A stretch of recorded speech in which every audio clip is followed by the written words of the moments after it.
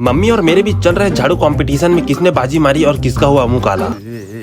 सुबह सुबह मैं क्या देखता हूँ, मम्मी के माथे में कुछ हो रखा था। बोलती है गर्मी का दिन आ रहा है ना, इसलिए मच्छर का आतंक बढ़ गया है। मैंने बोला चुपचाप क्लिनिक चली जाओ, वरना साइकिल की तरह आपका भी तबीयत पंचर हो जाएगा। बेचारी एक बार में बात मान जाती है, होली मम्मी है ना इसलिए। अब मुझे इनके लिए ड्राइवर ढूंढना था जो कि यहाँ बैठा था।